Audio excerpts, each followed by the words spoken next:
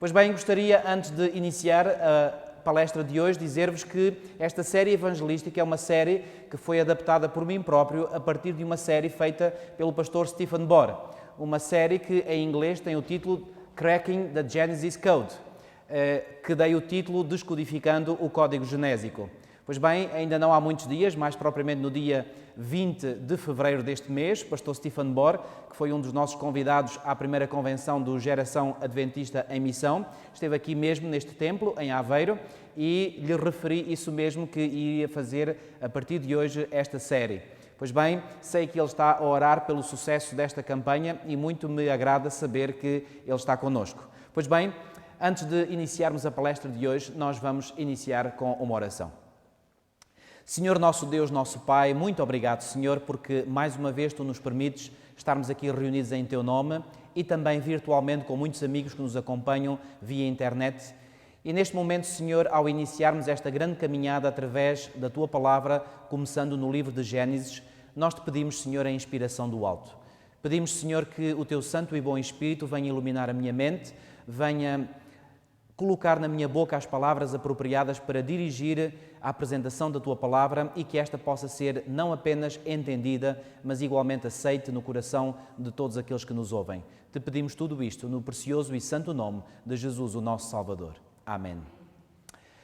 Pois bem, ao longo de todo este seminário, que agora estamos a iniciar, vamos falar do primeiro livro bíblico, o livro de Gênesis. Este livro antigo tem despertado muito interesse nos anos mais recentes. De facto, de acordo com um artigo saído na revista norte-americana Newsweek, de 21 de outubro de 1996, milhões de norte-americanos estão a dirigir um novo olhar para este enigmático documento. O livro de Gênesis é um livro acerca de origens. De facto, a palavra Gênesis significa isso mesmo, Gênese, ou início, ou origens. O livro de Gênesis trata da origem do cosmos, os céus e a terra, mencionados logo no primeiro versículo do livro de Gênesis, em Gênesis 1:1. O livro de Gênesis trata igualmente da origem das plantas. O livro de Gênesis trata igualmente da origem do homem. O livro de Gênesis trata igualmente da origem da mulher. O livro de Gênesis trata da origem do pecado. O livro de Gênesis trata da origem da morte. O livro de Gênesis trata da origem da redenção. O livro de Gênesis trata da origem das nações. O livro de Gênesis trata da origem das línguas. O livro de Gênesis trata da origem de Israel. E, por último, mas não apenas, o livro de Gênesis trata igualmente da origem dos árabes ou das nações árabes. Estes são alguns dos inícios que nós encontramos no livro de Gênesis. O livro de Gênesis, em absoluto contraste com os ensinos da teoria da evolução, apresenta-nos uma cronologia curta do planeta Terra. Não nos permite concluir que o planeta tenha milhões e milhões de anos, como é comumente aceite. O livro de Gênesis descreve-nos os primeiros 2500 anos da história deste nosso planeta. Um estudo cuidadoso do seu conteúdo revela-nos que foi escrito por Moisés aproximadamente 1500 anos antes do nascimento de Jesus Cristo e descreve eventos que tiveram lugar aproximadamente 4000 anos antes de Cristo. Permite-nos assim concluir que a idade deste nosso planeta não é, como comumente suposto, de milhões e de milhões de anos, mas o tempo de existência deste nosso planeta se reduz aproximadamente a 6000 anos. Permitam-me dizer-vos de forma muito clara e frontal, desde o início deste seminário, que eu acredito plenamente que o conteúdo do livro de Gênesis nos descreve eventos literalmente históricos. Por outras palavras, o conteúdo do livro de Gênesis não é um mito, uma lenda, ou, como disse um famoso teólogo Karl Barth, uma saga, como alguns creem e afirmam. Mas o livro de Gênesis trata, sim, isso sim, de história literal. E tenho boas razões para acreditar na historicidade do livro de Gênesis, como mais à frente demonstrarei. O livro de Gênesis contém em si mesmo a semente de todos os enredos da história humana, que depois encontramos ao longo da restante história bíblica, atingindo a sua plena maturidade no último livro da Bíblia, que é o livro de Apocalipse.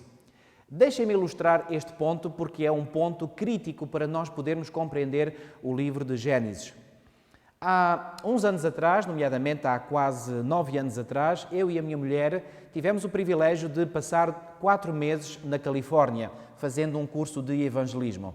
E durante a nossa estadia na Califórnia, que durou de julho a novembro de 2003, mais ou menos a meio da nossa estadia, nós tivemos o privilégio de podermos visitar um dos mais famosos parques naturais nos Estados Unidos e mesmo no mundo, o Yosemite National Park, ou o Parque Nacional de Yosemite. Pois bem, nesse parque natural existem as maiores árvores do mundo, que vós sabeis serem as sequoias. Pois bem, não é o único parque nos Estados Unidos que contém essas gigantescas árvores, mas é um dos parques que contém essas gigantescas árvores.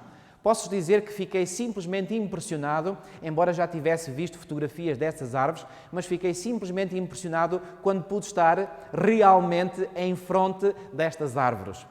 Lembro-me que algumas dessas árvores que tinham sido cortadas, não sei por que motivo, provavelmente estavam no risco de cair, pois bem, estava lá uma árvore caída, tinha sido cortada e não era das maiores, e a minha mulher estendeu assim os braços e mesmo assim estava longe de atingir todo o seu diâmetro. Temos uma fotografia sobre isso. Pois bem, já pararam para pensar que, por muito grande que possa ser uma sequoia, essa árvore começou exatamente por uma pequena semente? E que todas as árvores que há no mundo, ou melhor, todos os seres vivos, começaram exatamente por uma pequena semente? Ou seja, podemos dizer que nessa pequena semente estava, por assim dizer, incluída toda a árvore que finalmente se foi desenvolvendo ao longo dos anos até atingir a sua plena maturidade. Deixem-me dizer-vos que se pensa que algumas dessas árvores tenham aproximadamente 3.000 anos. Já imaginaram 3.000 anos? Algumas atingem 100 ou mais metros de altura. São árvores gigantescas. Bom, quando nós estamos ao lado de uma dessas árvores, nós parecemos anões junto a essas árvores. Pois bem, já pensaram então que para que essa árvore existisse, tudo começou numa pequena semente? Podemos então dizer que, de forma codificada, pois bem, essa árvore já estava nessa pequena semente. Pois bem, de igual forma, meus amigos, o livro de Gênesis contém as sementes que crescem na Bíblia e atingem a sua plena maturidade no último livro da Bíblia, o livro de Apocalipse.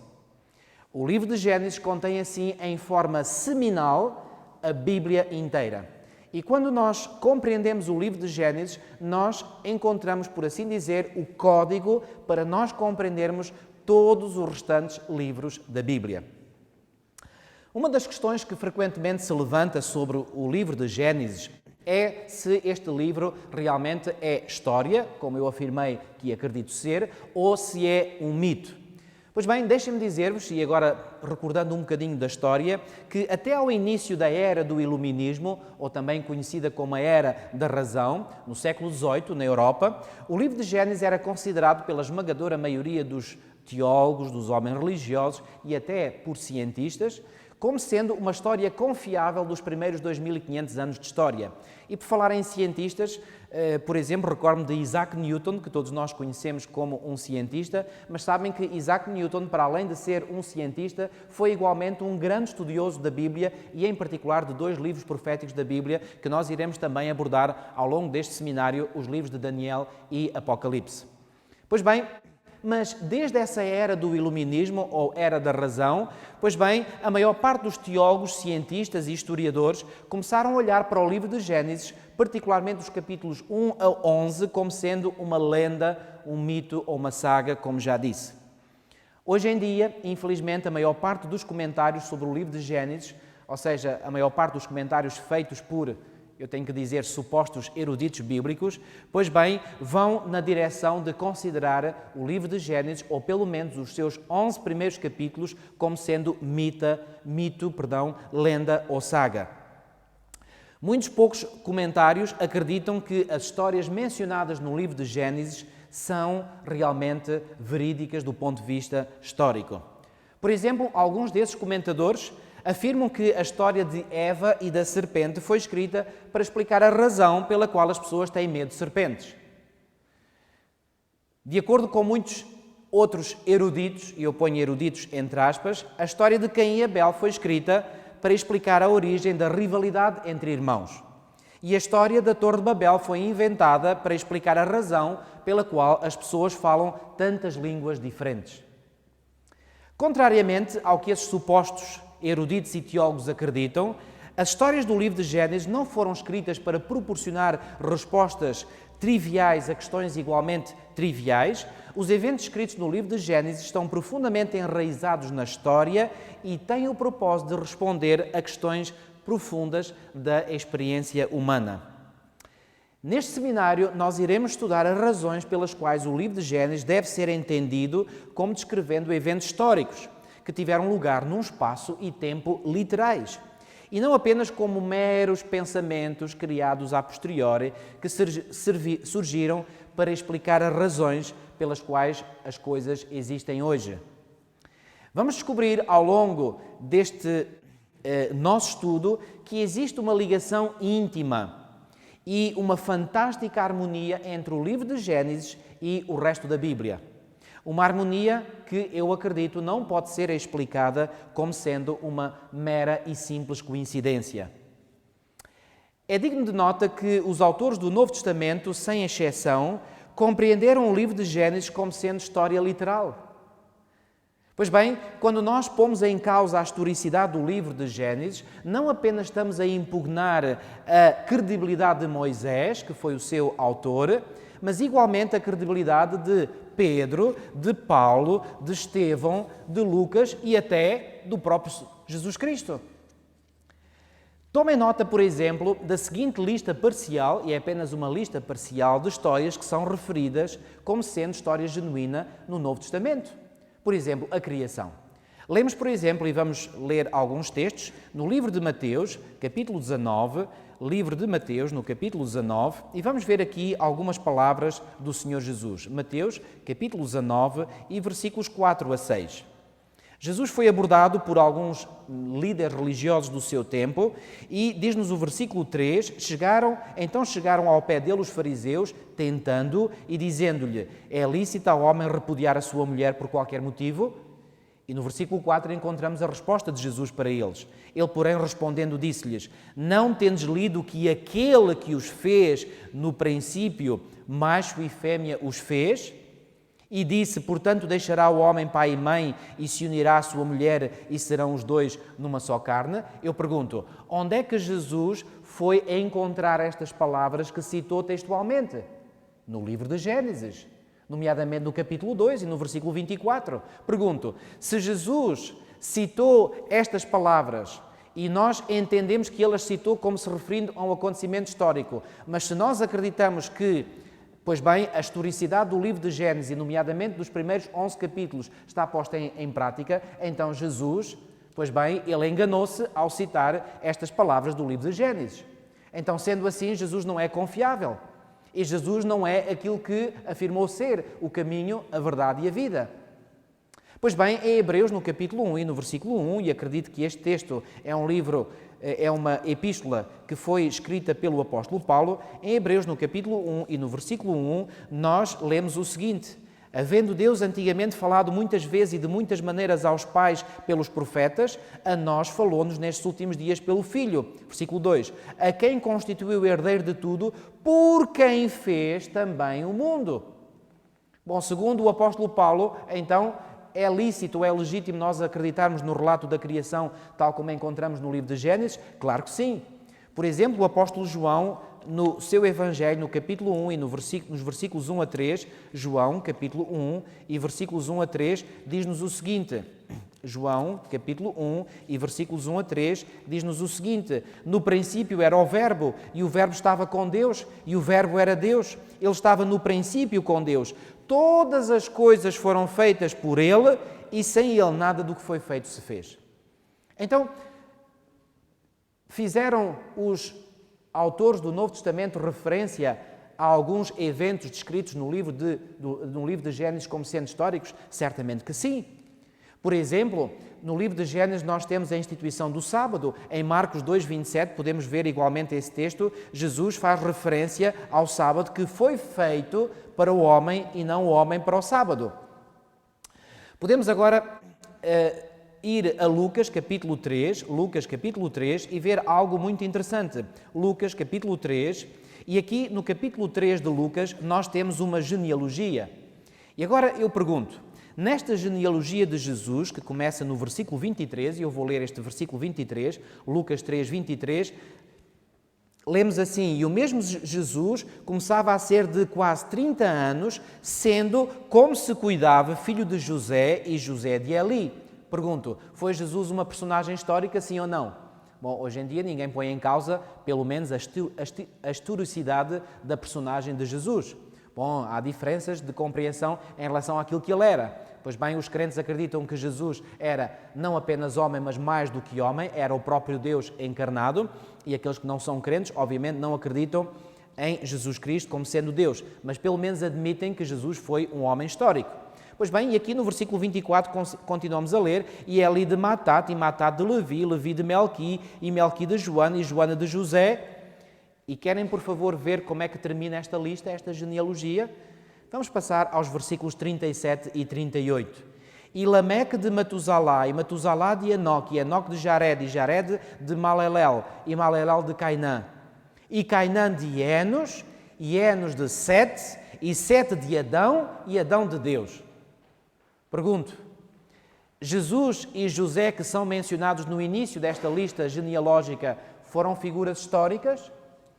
Se sim, o que é que nos leva a crer que as últimas pessoas aqui mencionadas, ou melhor, as primeiras da genealogia, não fossem figuras históricas? E, portanto, aqui Cainã, Enos, Sete, Adão são mencionados como sendo personagens históricas. Pois bem, Eva, que nos é relatado no relato da criação, também é mencionada no Novo Testamento. Venham, por favor, ver comigo 1 Timóteo capítulo 2. 1 Timóteo capítulo 2, versículos 13 e 14. 1 Timóteo capítulo 3, 1 Timóteo capítulo 2, peço desculpa, 1 Timóteo capítulo 2, e vamos ver os versículos 13 e 14. Porque diz assim: porque primeiro foi formado Adão, depois Eva. Reparem, o que é que o apóstolo Paulo está aqui a dizer? O apóstolo Paulo está aqui a falar de Adão e de Eva. E Adão não foi enganado, mas a mulher, sendo enganada, caiu em transgressão. Pois bem, será que para o apóstolo Paulo Adão e Eva eram figuras históricas, literais? Sem dúvida nenhuma que sim. Bom, deixem-me dizer-vos que eu pouco me incomoda quando ouço pessoas que não são crentes dizer que não acreditam no livro de Gênesis, porque para eles não acreditam em nenhuma parte da Bíblia. Mas incomoda muito mais ouvir pessoas que se dizem cristãs e que dizem acreditar na Bíblia e ao mesmo tempo dizer que não acreditam nos primeiros capítulos do livro de Gênesis. Porque uma coisa não pode existir sem a outra. Se nós colocamos em causa a historicidade dos primeiros 11 capítulos do livro de Gênesis ou do livro de Gênesis no seu todo, nós temos que pôr em causa todo o restante da Bíblia. Simplesmente não faz sentido. Nós temos de ser coerentes, amigos. Portanto, se nós aceitamos uma, e creio que não há uma terceira opção, ou nós aceitamos a Bíblia como plenamente inspirada, e isso compreende os primeiros 11 capítulos do livro de Gênesis, ou se não quisermos aceitar os primeiros 11 capítulos do livro de Gênesis como sendo inspirados, teremos que rejeitar em absoluto toda a restante Bíblia. Não há meio termo. Deixem-me dar-vos ainda alguns exemplos de histórias que vêm mencionadas no livro de Gênesis e que são referidas pelos autores do Novo Testamento. Por exemplo, o dilúvio universal e o personagem de Noé. Mateus capítulo 24. Aliás, não apenas o autor deste evangelho, Mateus, refere-se ao dilúvio e a Noé, mas ele está a citar palavras do próprio Senhor Jesus. Mateus capítulo 24 e versículos Mateus 24 e versículos 37 a 39. Mateus capítulo 24 e versículos 37 a 39. Diz assim: e como foi nos dias de Noé, assim será também a vinda do Filho do Homem. Porquanto, assim como nos dias anteriores ao dilúvio, reparem, está Mateus e Jesus a citar algo que consideram como sendo histórico? Absolutamente que sim. Assim como foi nos dias anteriores ao dilúvio, comiam, bebiam, casavam e davam-se em casamento, até ao dia em que Noé entrou na arca. Alô? O que é que estamos aqui a ler? Noé entrou na arca. Trata-se de uma arca literal, sim ou não? Se não fosse uma arca literal, como é que Noé entrava lá dentro? Mas, e não o perceberam até que veio o dilúvio e os levou a todos. Assim será também a vinda do Filho do Homem. Diz aqui que o dilúvio os levou a quantos? A todos. Pois bem, alguns pensam que o dilúvio descrito no livro de Gênesis, pois bem, refere-se a uma pequena inundação ou, digamos, a um dilúvio mais ou menos local. De forma alguma. Porquê? Porque aqui o próprio Jesus está a dizer que o dilúvio levou a todos, ou seja, a todos aqueles seres humanos que estavam vivos e também os outros seres vivos, animais, tudo foi destruído durante o dilúvio. E mais, repararam que aqui Jesus faz uma ligação entre aquilo que aconteceu nos dias de Noé e aquilo que há de acontecer nos dias da vinda do Filho do Homem. E eu pergunto, se aquilo que foi nos dias de Noé não é digno de ser credível, ou seja, se não é algo que possamos acreditar, que legitimidade é que nós temos para acreditar nas palavras de Jesus quando ele se refere à sua segunda vinda? Se aquilo do passado não é verídico, então aquilo que está no futuro, ao qual Jesus ligou com o passado, então também não é verídico. Então, nesse caso, a segunda vinda de Jesus não é uma realidade, é uma ficção. Sérias implicações, amigos, quando nós pomos em causa relatos históricos do livro de Gênesis. Outro exemplo, Caim e Abel. Será que Caim e Abel são referidos no Novo Testamento, pelos autores do Novo Testamento? Claro que sim, venham comigo a Mateus 23. Mateus, capítulo 23 e versículo 35. Mateus 23, 35. Diz-nos assim, para que sobre vós caia todo o sangue justo, que foi derramado sobre a terra, desde o sangue de Abel, o justo. Está Mateus a citar Abel como sendo um personagem histórico real, sim ou não? Claro que sim. Por exemplo, se formos a Hebreus 11.4, o que é que nós encontramos aí? O apóstolo Paulo também a falar de Abel como sendo um personagem histórico real. Hebreus capítulo 11 e versículo 4. Hebreus, capítulo 11 e versículo 4, diz assim, pela fé, Abel ofereceu a Deus maior sacrifício do que Caim. Está este autor do Novo Testamento a referir-se a Abel e a Caim como sendo personagens reais? Sim ou não? Claro que sim. E mais, fala aqui de Abel como oferecendo um sacrifício, tal e qual está referido no relato que está no livro de Gênesis.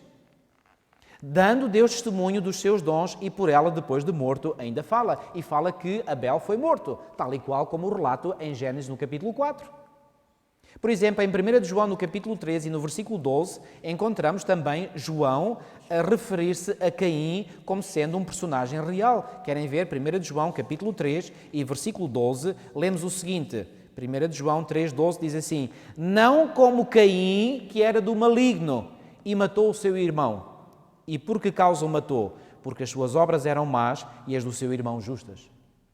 Referiu-se também, igualmente, o autor desta epístola, o apóstolo João, a Caim como sendo um personagem real? Claro que sim. Bom, mas se as histórias mencionadas no livro de Gênesis são lenda, mito ou saga, bom, então neste caso os autores do Novo Testamento não são confiáveis. E, portanto, não podemos confiar nos autores do Novo Testamento e temos que impugnar igualmente certas afirmações feitas pelo próprio Jesus. E se Jesus mencionou ou se referiu a acontecimentos escritos no livro de Gênesis como sendo verdadeiros, quando eles na realidade eram fictícios, então Jesus não é digno de credibilidade. Estão a acompanhar, sim ou não? Sérias implicações que isto tem. Pois bem, podia-vos mostrar, e vou apenas citar, por exemplo, algo que é referido no livro de Gênesis e que é mencionado igualmente pelos autores do Novo Testamento. Fala-nos de Enoque, Hebreus 11.5 e também em Judas 14 e 15. Fala-nos das nações na Torre de Babel, em Atos 2. Fala-nos de Abraão, em João 8, em Mateus 8, em Romanos 4, em Tiago 2, em Hebreus, em Atos, em Sara. Fala-nos de Ló, de Sodoma e Gomorra, em Lucas 17, em 2 Pedro 2,6, em Judas 7. Fala-nos de Isaac, em Mateus 8, em Atos 7, 8, em Hebreus 11, 17. Fala-nos de Ismael, em Gálatas capítulo 4, versículos 21 a 31.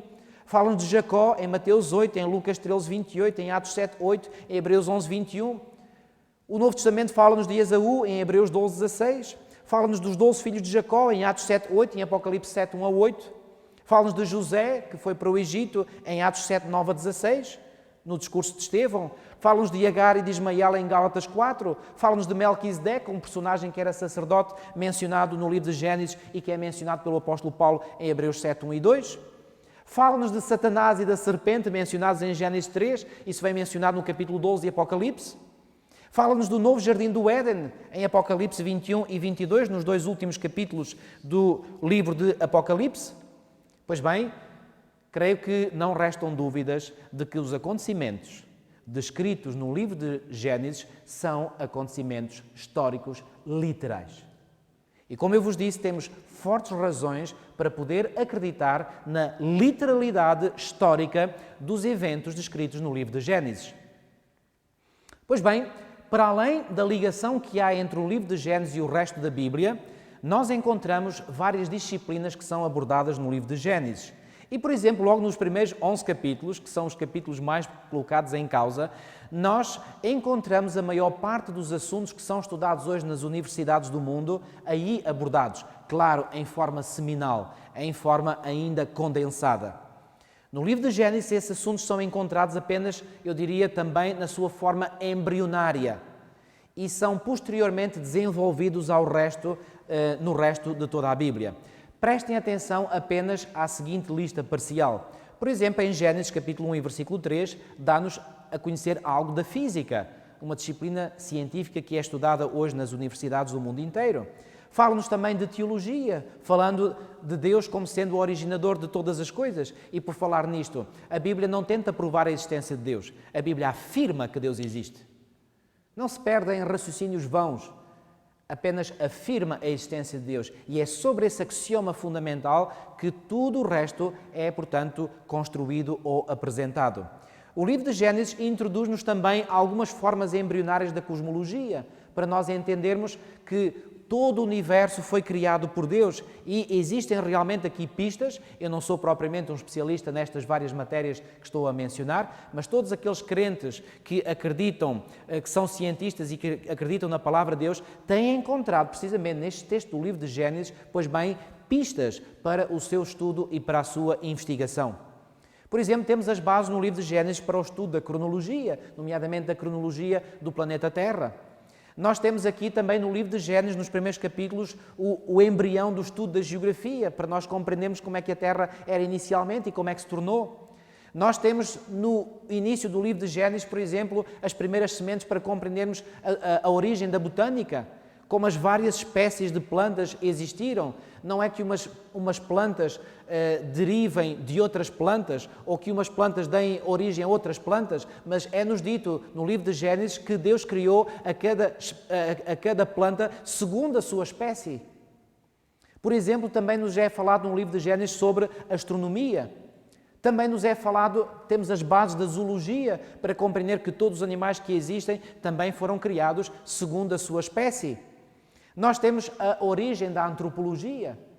Pois bem, eu tive aqui há uns anos atrás, quando tive a oportunidade de estudar psicologia na universidade, pois bem, uma das primeiras cadeiras que eu tive na Faculdade de Psicologia foi a antropologia. Pois bem, toda ela baseada no conceito da evolução, da teoria da evolução. Pois bem, se nós quisermos ter uma percepção correta da verdadeira antropologia, temos que ir atrás ao livro de Gênesis. Temos também as origens da sociologia, compreender como é que houve os primeiros relacionamentos entre seres humanos criados por Deus.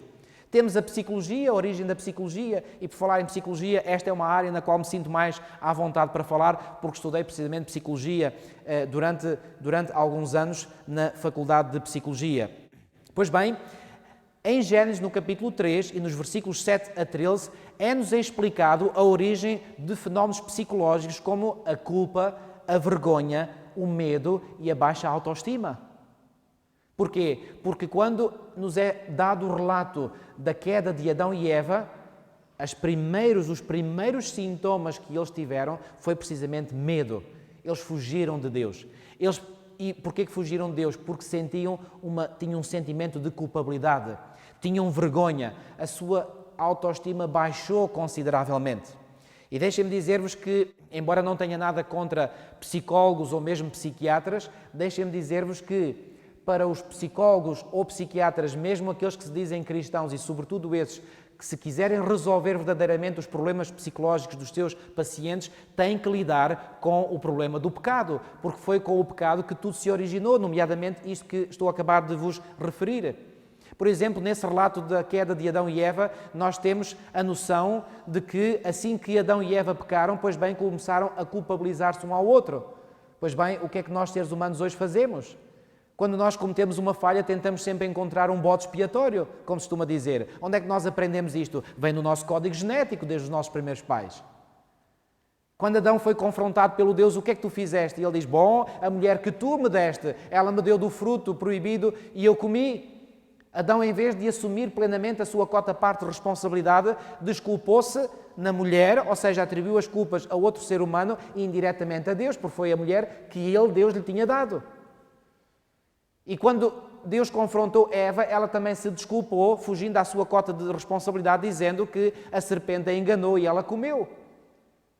E reparem, nós temos aqui, nas desculpas que os nossos primeiros pais apresentaram, aquilo que se passa hoje com os seres humanos. Muito dificilmente os seres humanos gostam de reconhecer as suas faltas. Pois bem, eles normalmente encontram 3 bodes expiatórios. Um é o próprio Deus, outro é o próximo e outro é o diabo. Em relação ao diabo, deixem-me dizer-vos que há muitos cristãos que, pois bem, fazem do diabo o seu bode expiatório. Bom, deixem-me dizer-vos que é função do diabo tentar. Mas muitos dizem, bom, eu fiz isto porque o diabo me tentou. Bom, ele tentou, é verdade. E eu acredito plenamente nisso. Mas a responsabilidade última por ter caído em tentação é da pessoa, não é do diabo. Porque Deus nos dá o poder para nós não sucumbirmos à tentação. Quando nós sucumbimos à tentação, a responsabilidade última não é do diabo, é nossa. E, portanto, o livro de Gênesis, estava eu a dizer, dá-nos uma visão de como tudo começou. Quando olhamos hoje para a psicologia humana, nós podemos rever em cada ser humano o quê? O comportamento dos nossos primeiros pais. É incrível. Nós temos igualmente no livro de Gênesis, digamos, a parte que nos ajuda a compreender a geologia. Nós temos também, em forma seminal, em forma embrionária, o estudo da filologia, que é o estudo das diferentes línguas, e nós sabemos, através do livro de Gênesis, nomeadamente no capítulo 11, versículos 1 a 9, a origem das diferentes línguas no mundo. Temos também no livro de Gênesis, no capítulo 10 de Gênesis, pois bem, a forma seminal da etnologia, que nos ajuda a compreender as diferentes nações que surgiram no mundo. Temos a filosofia, em Gênesis 1 a 3, que providencia uma resposta clara, como o cristal, às 3 questões básicas da filosofia tradicional. E quais são essas 3 questões fundamentais da filosofia tradicional? De onde viemos, porque estamos aqui e para onde vamos?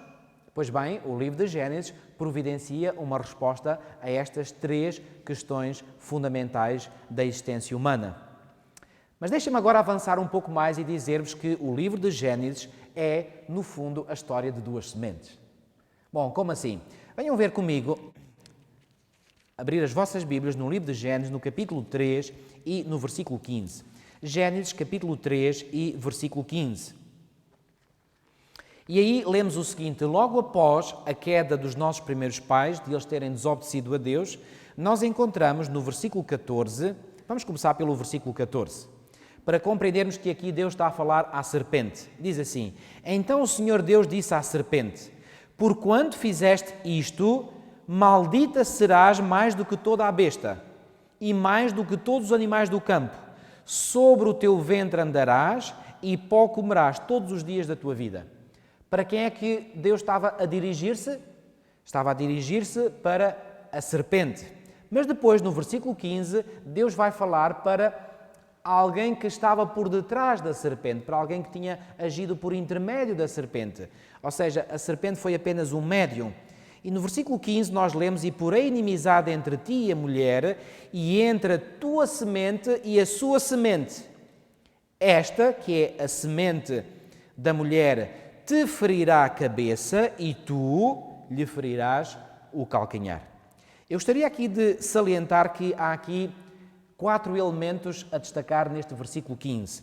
Há a inimizade ou guerra, há a mulher, há também a serpente e também há a semente.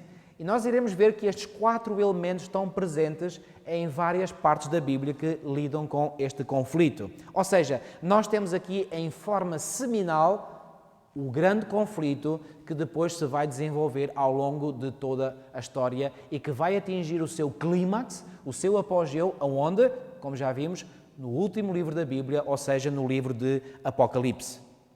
Gostaria também de salientar que neste versículo 15 há 3 tipos de guerra ou inimizade. A primeira guerra é entre a serpente e a mulher, porém a inimizade entre ti, o Senhor estava a falar para a serpente, e a mulher, ou seja, a inimizade entre a serpente e a mulher. Depois diz, esta é a primeira guerra, a primeira inimizade que há. Depois, a segunda inimizade aqui referida é entre a tua semente, ou seja, a semente da serpente, e a sua semente, que é a semente da mulher. Portanto, repetindo, há inimizade entre a serpente e a mulher. Depois, um outro tipo de inimizade, a descendência ou a semente da serpente e a descendência ou a semente da mulher. E por último, a terceira inimizade que é aqui referida é na última parte do versículo 15 que diz esta, que é a semente ou, segundo dizem algumas versões bíblicas, o descendente da mulher, te ferirá a cabeça e tu lhe ferirás o calcanhar. Repito, 3 níveis de inimizade. Primeiro, entre a serpente e a mulher. Em segundo lugar, entre a descendência da serpente e a descendência da mulher. E por último, entre o descendente da mulher e a serpente. E por falar em descendente da mulher, venham comigo ao Novo Testamento e vamos ver aquilo que o apóstolo Paulo tem a dizer sobre quem é este descendente da mulher. Vamos ao livro de Gálatas, capítulo 3. Gálatas, capítulo 3. E vamos ler o versículo 16. Diz assim: ora, as promessas foram feitas a Abraão e à sua posteridade. Pois bem, outras versões dizem à sua semente ou à sua descendência. Não diz e aos descendentes ou às posteridades, como falando de muitas, subentendido posteridades, mas como de uma só, e à tua posteridade, que é quem? Que é Cristo. Ou seja, há outra versão que diz e ao teu descendente, que é Cristo. Quem é então o descendente da mulher que iria esmagar a cabeça da serpente? É Cristo. Então, repetindo, Gênesis 3,15 fala-nos de 3 tipos de inimizade. Repito, a inimizade entre a serpente e a mulher, a inimizade entre a descendência da serpente e a descendência da mulher, mas finalmente uma guerra, uma inimizade que existiria entre o descendente da mulher, que será Jesus Cristo, que iria esmagar a cabeça da serpente. Bom, deixem-me levar-vos a pensar no seguinte. Vocês acham que quando Deus se dirigiu à serpente e falou em primeiro lugar para o animal e depois logo a seguir para o ser que estava por detrás do animal, ou seja, e podemos ver no livro de Apocalipse, no capítulo 12, que aí nos é identificado quem é verdadeiramente essa antiga serpente, em Apocalipse no capítulo 12 e no versículo 9, diz assim: e foi precipitado o grande dragão, a antiga serpente. Que linguagem é esta aqui do livro de Apocalipse? É a linguagem do livro de Gênesis. A antiga serpente chamada quê? Chamada o diabo e Satanás, que engana todo o mundo. Pois bem, imaginem comigo o seguinte: quando Deus disse para Satanás, porque ele estava a falar para Satanás e, entretanto, Adão e Eva estavam a ouvir. Alguns dizem que Deus fez uma promessa a Adão e Eva. Bom, isto é parcialmente verdade. Deus estava a falar para a serpente e, indiretamente, ao lançar a condenação sobre a serpente, indiretamente estava a apresentar uma promessa de esperança para Adão e Eva. Então, quando Deus disse à serpente que haveria de vir alguém conhecido como o descendente da mulher que viria esmagar a cabeça da serpente, eu pergunto, será que Satanás compreendeu que essa mensagem se referia a ele próprio? Oh, certamente que sim. E como iremos ver ao longo do nosso seminário e nas próximas palestras, pois bem, nós iremos ver que Satanás, a partir desse momento, deve ter colocado na sua mente como objetivo número 1, o quê? Que esse descendente da mulher pudesse vir. Porque se ele ouviu dizer que se esse descendente da mulher viesse, lhe esmagaria a cabeça, ele compreendeu claramente que isso era a linguagem simbólica para dizer que o viria destruir. E então a prioridade número 1 a partir desse momento de Satanás foi quê? Foi impedir que esse descendente da mulher pudesse vir. E nós iremos ver que, para podermos compreender não apenas o livro de Gênesis, mas toda a Bíblia, nós temos que ver ou compreender o livro de Gênesis e a Bíblia à luz de Gênesis 3,15, ou seja, à luz deste grande conflito entre Cristo e Satanás. Pois bem, mesmo através de um olhar rápido e superficial sobre o livro de Gênesis, revela-nos que o seu tema central gira à ideia deste grande conflito, ou entre, portanto, essas duas sementes, ou por vezes também ao facto de que essas duas sementes acabam por se juntar uma à outra, como iremos ver também ao longo deste seminário. Ou seja, houve momentos na história em que as duas sementes, ou seja, a semente da serpente e a semente da mulher, se entrelaçaram, se juntaram uma à outra. Reparem nos seguintes exemplos deste conflito que nos é descrito no livro de Gênesis. Por exemplo, em Gênesis 3,15, como acabámos de ler, temos o conflito entre a serpente e a mulher. Depois temos também o conflito entre a semente ou a descendência da mulher e a semente da serpente, como já referi. Temos também o conflito entre a serpente e a semente da mulher, ou o seu descendente. Mas depois, a partir de Gênesis 3,15, nós começamos a ter o desenvolvimento deste conflito. E sabem qual é a primeira vez no livro de Gênesis que nós temos por assim dizer, o primeiro capítulo desse desenvolvimento do conflito predito pelo Senhor em Gênesis 3,15? É logo no capítulo 4 do livro de Gênesis, onde temos a história de Caim e de Abel. Pois bem, nós vimos há pouco no texto de 1 de João 3,12 que Caim era de quem? O que é que lá vinha escrito? Caim era de quem? Do maligno. Encontramos nesse texto em 1 de João 3,12 referência a uma inimizade? Claro que sim.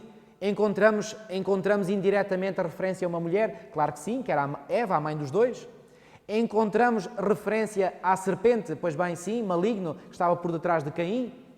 Encontramos referência à semente? Claro que sim. Então, esse texto de 1 de João 3,12 mostra-nos que por detrás de Caim estava quem? Estava o maligno. E, meus amigos, deixem-me dizer-vos claramente que uma das razões para nós, ou um dos motivos que nos permite compreender claramente a razão pela qual Caim matou o seu irmão Abel, foi que ele pensou o seguinte.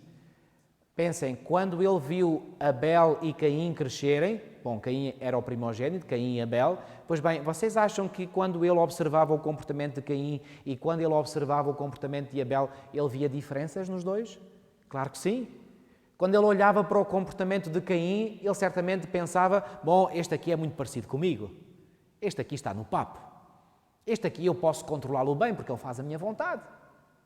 Mas quando ele olhava para o comportamento de Abel, outra história.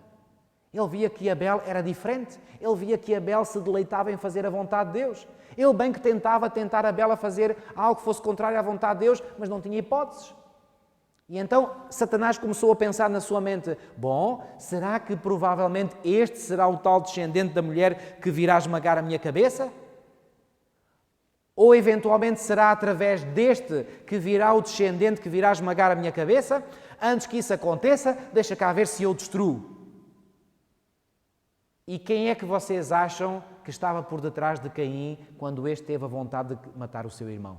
O texto que nós lemos há pouco em 1 de João 3,12 diz-nos claramente, era o maligno que estava por detrás, instigando Caim. E finalmente instigou a quê? A matar o seu irmão.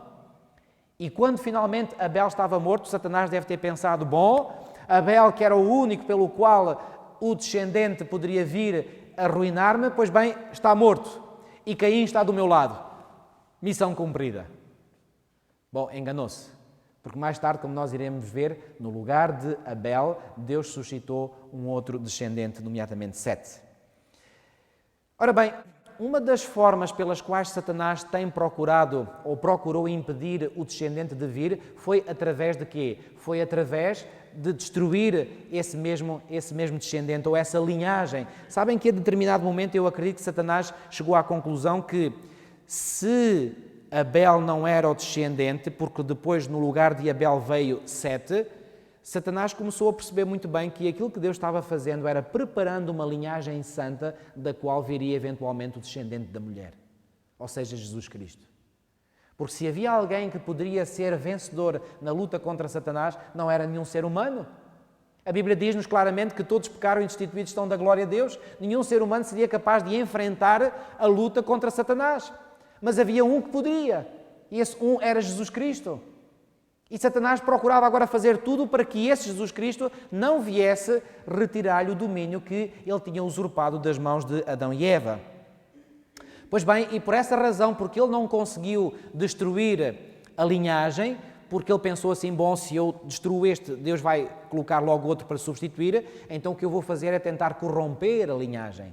E nós encontramos perto do capítulo 6 de Gênesis que então começa a haver uma corrupção entre as duas linhagens, ou seja, entre os descendentes da serpente, que eram os descendentes de Caim, e os descendentes da mulher, que eram os descendentes de Sete. E começa a haver uma mistura, um entrelaçamento entre estas duas sementes. E finalmente resultou numa corrupção generalizada do ser humano que terminou no dilúvio. Depois nós temos os progenitores de Abraão misturando-se com os deuses de Ur da Caldeia. Mais uma vez, aqui as duas sementes claramente identificadas. Depois nós temos em Gênesis 16 e 17 o conflito entre Isaac e Ismael. Pois bem, Isaac representando a semente da mulher, Ismael representando a semente da serpente. Depois, mais à frente, no livro de Gênesis, nós encontramos o conflito entre Jacó e Esaú, nomeadamente nos capítulos 26 a 32, e também nos fala em Gálatas 4. Depois nós encontramos também no livro de Gênesis a descrição do conflito entre Ló e os habitantes de Sodoma. E finalmente encontramos também um conflito entre José e os seus irmãos. Mas, para terminar, eu gostaria de vos indicar, queridos amigos, que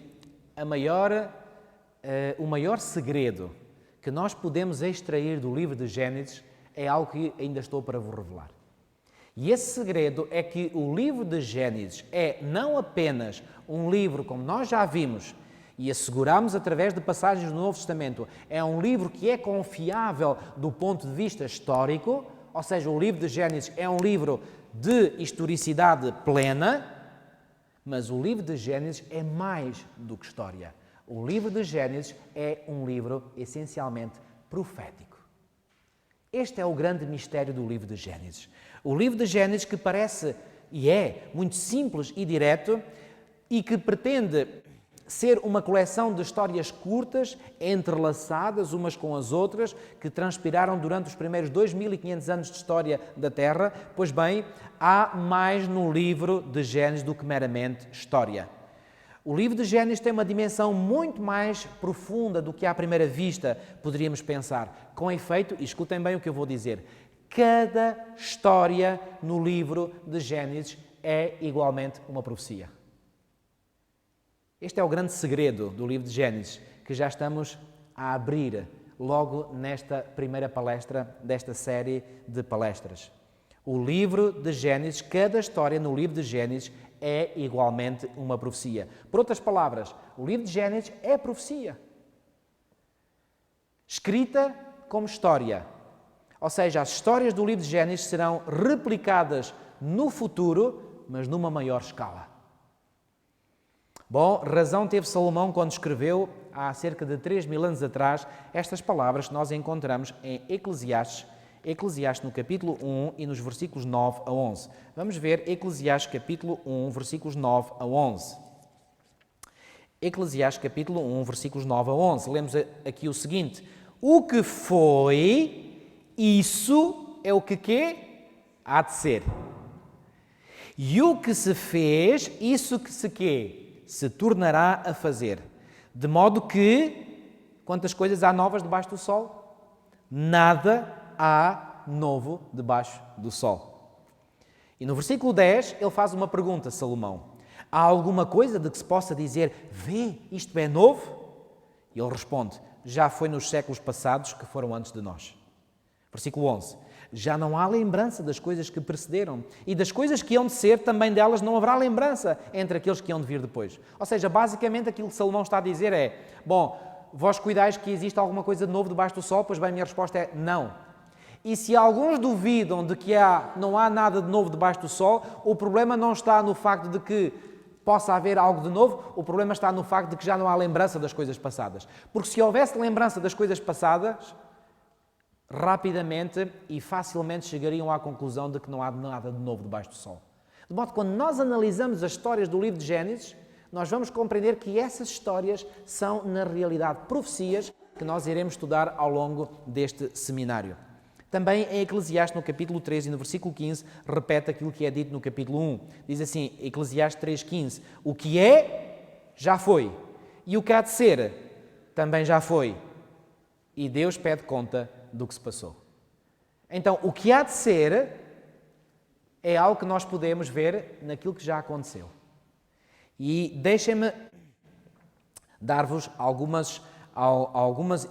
alguns exemplos de histórias do livro de Gênesis que são, na realidade, profecia. Deixem-me dizer-vos que, lamentavelmente, este profundo significado do livro de Gênesis é frequentemente passado por alto quando se estuda este livro. E vamos ver então alguns exemplos dessa dimensão mais profunda do livro de Gênesis e que são os seguintes. Por exemplo, Gênesis 3,15 encontra o seu pleno cumprimento em Apocalipse 12. Já lemos alguns textos de Apocalipse 12. Em Apocalipse 12 nós temos, por assim dizer, o grande conflito apresentado em forma condensada. É toda a história do grande conflito que é apresentado na Bíblia do princípio ao fim, condensado num capítulo. E aí, no capítulo 12, é apresentado o clímax daquilo que se iniciou em Gênesis 3,15. O Jardim do Éden, em Gênesis 2, é restaurado em Apocalipse 21 e 22. É interessante, já pensaram que nos dois primeiros capítulos da Bíblia fala-nos de um Éden e nos dois últimos capítulos da Bíblia fala-nos de um Éden restaurado e no meio está a história do pecado deste mundo? A Bíblia apresenta uma clara e perfeita simetria. Gênesis 1, 1 e 2 descreve a Terra como será, uma vez mais, durante o milénio descrito no livro do Apocalipse.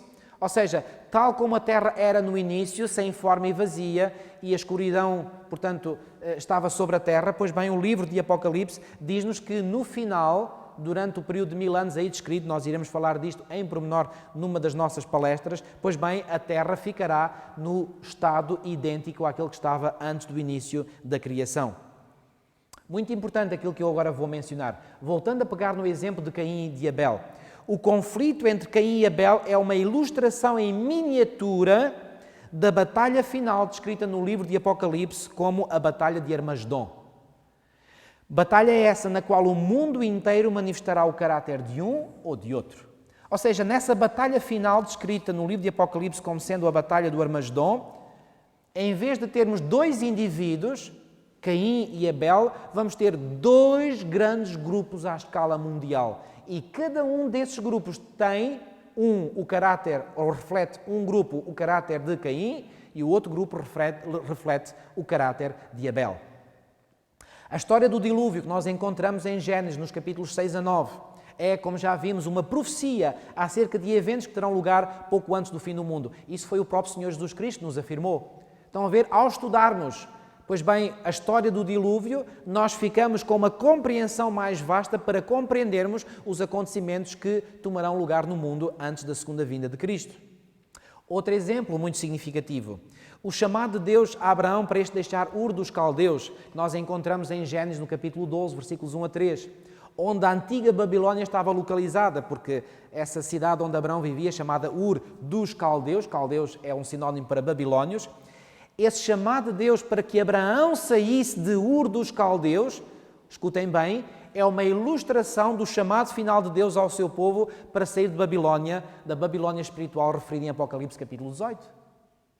E, portanto, quando nós compreendemos ou quando nós aprofundamos esse chamado de Deus para Abraão sair para fora de Ur dos Caldeus, nós compreendemos muito melhor o chamado que Deus vai fazer ao seu povo, não agora apenas a um indivíduo, mas a um grupo maior no tempo do fim.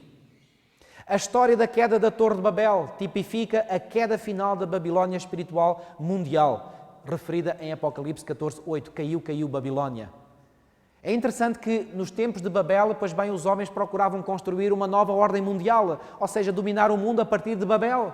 Babel era, por assim dizer, a capital do mundo, onde a partir daí queriam dominar o mundo. Pois bem, no tempo do fim, estamos a assistir isso diante dos nossos olhos, há uma tentativa de construir uma nova ordem mundial, um novo governo mundial que dirige toda a Terra.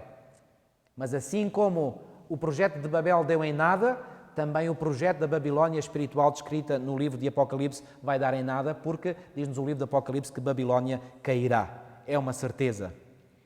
Mas Outra ilustração profética que nós encontramos no livro de Gênesis. Quantos anjos visitaram Abraão antes de destruírem Sodoma e Gomorra? 3 anjos.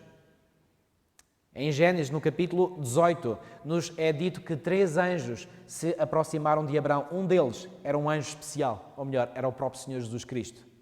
Pois bem, antes de Sodoma e Gomorra e as cidades circunvizinhas terem sido destruídas, Deus enviou 3 anjos para advertir o seu povo de que, pois bem, Sodoma e Gomorra iam ser destruídas. No livro do Apocalipse, nós temos 3 anjos que são enviados para advertir o seu povo de que Babilónia irá ser destruída, conhecidas como as 3 mensagens angélicas. A história de Isaac e de Ismael, que nós encontramos nos capítulos 16 e 17 de Gênesis, ensina-nos profundas lições espirituais acerca de 2 tipos de pessoas que existiram e que existem no mundo. Aqueles que vivem de acordo com o Espírito, simbolizados por Isaac, e aqueles que vivem de acordo com a carne, simbolizados por Ismael. Já viram o profundo alcance do livro de Gênesis? Por exemplo, a história da disposição voluntária de Abraão em sacrificar o seu amado filho Isaque, que encontramos em Gênesis 22, encontra a sua contrapartida em quem? Em Deus o Pai, que esteve na disposição de oferecer o seu próprio filho unigênito para morrer no lugar de quem? Para morrer no lugar de nós. E aquele animal que foi oferecido no lugar de Isaque, pois bem, representa igualmente ou tipifica Cristo que foi oferecido pelos nossos pecados. Estão a ver o profundo alcance e o profundo significado destas simples, entre aspas, histórias do livro de Gênesis e toda a dimensão profética associada a elas, quer em relação à primeira vinda de Cristo, quer em relação a acontecimentos que terão lugar no mundo antes da segunda vinda de Cristo? A experiência da escada de Jacó, como é conhecida, ou melhor, deveria antes ser conhecida como a escada do Senhor, em Gênesis 28, encontra o seu cumprimento em Jesus, porque em João 1,58 Jesus diz que vereis o Filho do Homem e anjos subindo e descendo. A história de Jacó e Esaú, em Gênesis 27 a 32, será finalmente cumprida quando o povo de Deus passar por um tempo de angústia, tal como Jacó passou, ou seja, a angústia pela qual Jacó passou no Vale de Jaboque tipifica a angústia que o povo de Deus passará no tempo do fim. A história de José é uma linda ilustração da vida de Cristo. José foi ter com os seus próprios irmãos e estes não o receberam. Eles venderam-no por algumas peças de prata. E Jesus veio para os seus e os seus quê? Os seus não o receberam, diz-nos o Evangelho de João. E Jesus também foi vendido por 30 moedas de prata. Será que estas correlações são pura e simples coincidência? Claro que não. E há muitos mais paralelos que nós poderíamos ver entre José e Jesus nesta história. E, finalmente, o caráter dos 12 filhos de Jacó, que vem descrito no capítulo 49 de Gênesis, é figurativo dos que comporão os 144.000 no tempo do fim. Pois bem, meus amigos, muitas coisas nós podemos descobrir através do livro de Gênesis. E eu acredito que este seminário pode ser uma maravilhosa oportunidade para nós descobrirmos estas maravilhosas histórias e profecias contidas no livro de Gênesis. Pois bem, ficamos hoje por aqui e vamos terminar com uma oração. Senhor nosso Deus, nosso Pai, muito obrigado, Senhor, porque estiveste presente no nosso meio esta noite e muito obrigado por nos ajudares a compreender, Senhor, que a partir do livro de Gênesis, o primeiro livro da Bíblia, nós podemos compreender toda a restante Bíblia e, nomeadamente, os últimos acontecimentos que terão lugar neste mundo antes da Tua segunda vinda. Ó Senhor, que Tu nos motives para que possamos vir, noite após noite, descobrir as maravilhosas verdades que nós podemos descobrir na Tua Palavra e, em particular, no livro de Gênesis. Tu te pedimos e te agradecemos no santo e precioso nome de Jesus, o nosso Salvador. Amém.